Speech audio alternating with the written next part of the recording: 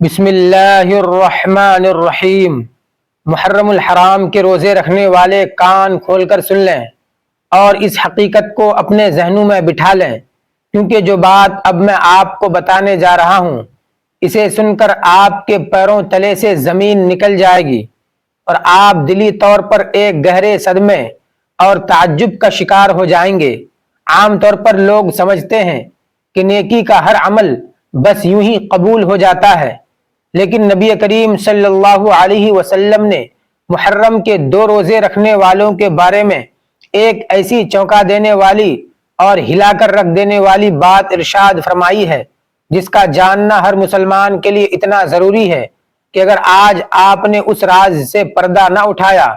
تو شاید آپ کی برسوں کی محنت اور عبادات خطرے میں پڑ سکتی ہیں۔ آخر وہ کیا ایسی خطرناک اور حیران کن تنبیہ ہے جو خاص طور پر ان سعادت مند لوگوں کے لیے کی گئی ہے جو رمضان کے بعد محرم کے مہینے میں بھی بھوکے پیاسے رہتے ہیں؟ اور یہ روزے رکھنا کیوں اس قدر حساس معاملہ بن چکا ہے کہ اس کو معمولی سمجھنے والے بہت بڑے خسارے میں جا سکتے ہیں؟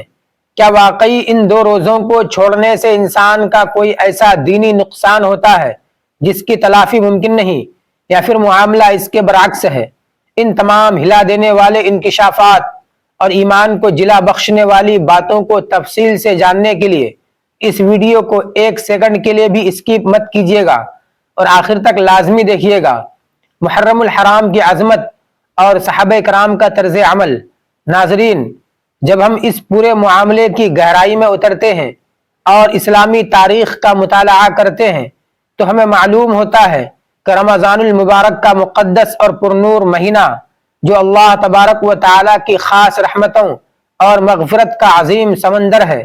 جب وہ اپنی تمام تر روحانیت سمیٹ کر رخصت ہوتا ہے تو نئے اسلامی سال کا آغاز ہوتے ہی رب کریم اپنے بندوں کی آزمائش اور ان کے ایمان کے امتحان کے لیے ایک اور بہت ہی بھاری اور بابرکت مہینہ تحفے میں عطا فرماتا ہے جسے محرم الحرام کہتے ہیں۔ یہ مہینہ محض کوئی عام مہینہ نہیں ہے، بلکہ اپنے اندر اتنی ہیبت، اتنی فضیلت اور اتنے گہرے اسرار و رموز چھپائے ہوئے ہے کہ انسان کی عقل دنگ رہ جاتی ہے۔ اسلام میں محرم کا مرتبہ اس لیے بھی بہت منفرد ہے کیونکہ یہ ان 4 حرمت والے مہینوں میں سے ایک ہے جن میں جنگ و جدل اور گناہ کے کاموں کی سختی سے ممانعت کی گئی ہے، اور یہی وہ نقطہ ہے جہاں انسان کا اصل امتحان شروع ہوتا ہے کہ آیا وہ رمضان کا مہینہ گزرنے کے بعد نیکیوں کو الوداع کہہ چکا ہے، یا اس کے اندر اب بھی اپنے رب کی بندگی کا وہ جذبہ موجود ہے جو اسے سال بھر متحرک رکھ سکے۔ محرم کا چاند دراصل ایک الارم ہے جو بندے کو بیدار کرتا ہے کہ تمہارا نیکیوں کا سفر ختم نہیں ہوا، بلکہ اب تمہیں ایک نئے جذبے کے ساتھ نئے سال کا استقبال کرنا ہے۔ اور جو شخص اس پیغام کو نہیں سمجھتا وہ غفلت کے اندھیروں میں ڈوب جاتا ہے۔ اب یہاں پر سب سے بڑا سوال یہ پیدا ہوتا ہے کہ وہ جلیل القدر صحابہ کرام اور ازواج مطہرات جو نیکیوں کے معاملے میں ہر وقت سبقت لے جانے کی کوشش کرتے تھے، وہ اس مہینے کو کس نظر سے دیکھتے تھے؟ روایات میں آتا ہے کہ صحابہ کرام رضوان اللہ علیہم اجمعین رمضان کے بعد بھی اپنی عبادات کے تسلسل کو ٹوٹنے نہیں دیتے تھے، کیونکہ انہیں اس بات کا شدید خوف رہتا تھا کہ کہیں ان کی رمضانی محنت ضائع نہ ہو جائے، اور وہ محرم کے 10 دنوں کو بہت ہی غیر معمولی اہمیت دیتے تھے۔ اب آتے ہیں اس اصل اور حیرت انگیز حقیقت کی طرف جس نے بڑے بڑے علماء اور عقل مندوں کو سوچنے پر مجبور کر دیا ہے کہ نبی کریم صلی اللہ علیہ وسلم نے 10ویں محرم یعنی یوم عاشورہ کے روزے کے بارے میں کیا رہنمائی فرمائی ہے۔ محرم الحرام کے روزے رکھنے والے سن لیں، جو بھی رمضان کے بعد محرم کے 2 روزے رکھتا ہے اس کے بارے میں نبی کریم صلی اللہ علیہ وسلم نے واضح طور پر کیا ارشاد فرمایا ہے۔ وہ شخص جو خوش نصیبی سے رمضان المبارک کے مکمل فرض روزے رکھنے کے بعد محرم الحرام کے مہینے کے مزید 2 روزے رکھتا ہے تو اس کے بارے میں ہمارا دین اسلام کیا رہنمائی کرتا ہے۔ نبی کریم صلی اللہ علیہ وسلم نے ایسے سعادت مند شخص کے لیے ایک نہایت حیران کن بات کہی ہے جسے سن کر آپ بھی دلی طور پر حیران رہ جائیں گے اور آپ کا ایمان تازہ ہو جائے گا۔ آخر یہ محرم کے روزے رکھنا کیوں ضروری ہیں اور کیا ہمیں انہیں رکھنے چاہیے یا نہیں؟ کیا واقعی ہمیں ان دو روزوں کا اہتمام کرنا چاہیے، یا اگر ہم نے انہیں بشری تقاضوں کی وجہ سے چھوڑ دیا تو کیا ہمیں کوئی دینی نقصان ہوگا؟ اور کیا ان نفلی روزوں کا کوئی خاص دنیاوی یا اخروی فائدہ بھی ہے یا نہیں؟ ان تمام نہایت اہم اور ایمان کو جلا بخشنے والی باتوں کو تفصیل سے جانیے۔ ناظرین، رمضان المبارک کا مقدس اور پرنور مہینہ، جو اللہ تبارک و تعالیٰ کی خاص رحمتوں، برکتوں اور مغفرت کا عظیم مہینہ ہے، اپنی تمام تر روحانیت اور نورانیت کے ساتھ جب اپنے وقت پر اختتام پذیر ہوتا ہے اور پھر نئے اسلامی سال کا آغاز ہوتا ہے، تو رب کریم اپنے بندوں کو ایک اور خوبصورت اور بابرکت مہینہ تحفے میں عطا فرماتا ہے، جسے محرم الحرام کہتے ہیں۔ یہ مہینہ محض ایک عام مہینہ نہیں ہے، بلکہ اپنے اندر بے شمار فضائل، حکمتیں اور چھپی ہوئی برکتیں سمیٹے ہوئے ہے۔ اسلام میں محرم کے مہینے کا ایک خاص اور منفرد مقام ہے، کیونکہ یہ حرمت والے مہینوں میں سے ہے۔ گویا یہ اس بات کی واضح علامت ہے کہ بندے کی بندگی اور عبادت کا سلسلہ رمضان کے بعد ختم نہیں ہوا، بلکہ وہ سال بھر جاری رہنا چاہیے۔ محرم کا مہینہ اس بات کا پیغام دیتا ہے کہ جو نیکیوں کا سفر ہم نے رمضان میں شروع کیا تھا وہ ابھی ختم نہیں ہوا، بلکہ اسے نئے سال کے آغاز میں بھی جاری رہنا چاہیے، تاکہ بندہ اپنے رب کے مزید قریب رہنے کی مخلصانہ کوشش کرتا رہے۔ محرم کا مہینہ دراصل اللہ تبارک و تعالیٰ کی طرف سے ایک ایسا سنہرا موقع ہے جس میں بندہ اپنی رمضانی عبادات کے اثرات کو مستقل برقرار رکھ سکتا ہے۔ یہ مہینہ ہمیں یہ پیغام بھی سکھاتا ہے کہ ہمارا دین صرف ایک مہینے تک محدود نہیں ہے، بلکہ یہ پوری زندگی گزارنے کے طریقے کا نام ہے۔ اس مہینے میں اللہ تبارک و تعالی اپنے عاجز بندوں کو مزید مواقع عطا فرماتا ہے کہ وہ اس کی سچی رضا حاصل کریں، اس کے مقرب بن جائیں اور اپنی زندگیوں کو نیکیوں کے نور سے بھر دیں۔ محترم ناظرین، محرم کا مہینہ ہمیں ثابت قدمی اور استقامت کا درس دیتا ہے، یعنی جو نیکیاں ہم نے رمضان میں کی ہمیں ان پر باقی 11 مہینے بھی قائم رہنا چاہیے۔ وہ سچا مسلمان جو رمضان المبارک کے تمام فرض روزے رکھتا ہے، پابندی سے قرآن پاک کی تلاوت کرتا ہے، زکوٰۃ ادا کرتا ہے، کثرت سے صدقہ و خیرات کرتا ہے، نوافل کا اہتمام کرتا ہے اور اللہ تبارک و تعالی سے گڑ گڑا کر دعائیں مانگتا ہے، اللہ تبارک و تعالی اس کے ان تمام مخلصانہ اعمال کو بہت پسند فرماتا ہے اور اسے اپنی شان کے مطابق بے شمار اجر و ثواب عطا فرماتا ہے۔ ایسے بندے کے درجات جنت میں بلند کیے جاتے ہیں، اس کے صغیرہ و کبیرہ گناہوں کو معاف کیا جاتا ہے اور اس کے دل کو ایمان کے نور سے منور کر دیا جاتا ہے۔ جب ایسا خوش نصیب مومن نئے اسلامی سال کا چاند دیکھتا ہے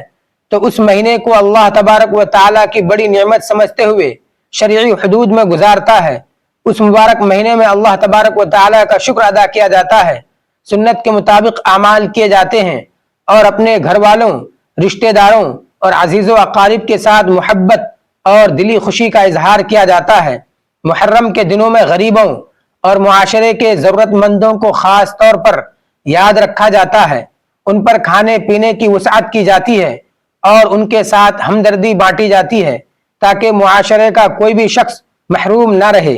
مسکرانا، ایک دوسرے کو معاف کرنا، اپنا دل صاف کرنا اور آپس میں بھائی چارہ اور محبت بڑھانا بھی ان برکت والے دنوں کی حقیقی خوشیوں کا لازمی حصہ ہے۔ محرم کے مہینے کو اللہ تبارک و تعالیٰ نے ایک خاص درجہ عطا فرمایا ہے، کیونکہ یہ سال کے آغاز میں بندے کے لیے یہ دیکھنے کا امتحان ہوتا ہے کہ آیا وہ رمضان کے بعد بھی نیکیوں پر ویسے ہی قائم رہتا ہے یا نہیں۔ یہ مہینہ بندے کے ایمان کی پختگی کو ظاہر کرتا ہے اور اس بات کی علامت بنتا ہے کہ بندہ صرف وقتی مسلمان تو نہیں ہے، بلکہ مستقل طور پر اللہ تبارک و تعالیٰ کا فرما بردار بننا چاہتا ہے۔ محرم کے 2 روزوں کی شرعی حیثیت اور فضیلت۔ اب بات کرتے ہیں کہ ان خاص لوگوں کے بارے میں جو محرم کے مہینے میں 2 روزے یعنی 9ویں اور 10ویں یا 10ویں اور 11ویں کا روزہ رکھتے ہیں۔ کیا ہمیں اس مہینے کے یہ روزے لازمی رکھنے چاہیے؟ کیا ان روزوں کی شرعی طور پر کوئی اہمیت ہے؟ اگر ہے تو وہ کیا ہے؟ اور اگر ہم ان روزوں کو کسی وجہ سے چھوڑ دیں تو کیا ہمیں کوئی گناہ یا نقصان ہوگا یا نہیں؟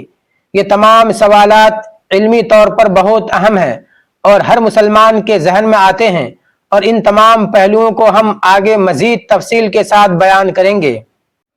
ایک مستند واقعہ بیان کیا جاتا ہے کہ صحابہ کرام رضوان اللہ علیہم اجمعین رمضان المبارک کے ختم ہونے کے بعد بھی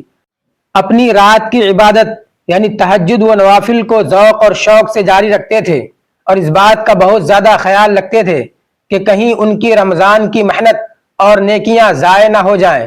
وہ محرم الحرام کے مہینے کو بھی بہت زیادہ اہمیت دیتے تھے اور اسے اپنے سال بھر کی عبادت کا تسلسل سمجھتے تھے۔ ان کا یہ طرز عمل ہمیں یہ سبق سکھاتا ہے کہ سچا مومن وہی ہے جو ہر حال میں اور ہر مہینے میں اللہ تبارک و تعالیٰ کی طرف رجوع کرتا ہے۔ پیارے ناظرین، محرم کا مہینہ رمضان المبارک کے مقدس مہینے کے بعد بھی ایک بہت ہی پیارا اور بابرکت مہینہ ثابت ہوتا ہے۔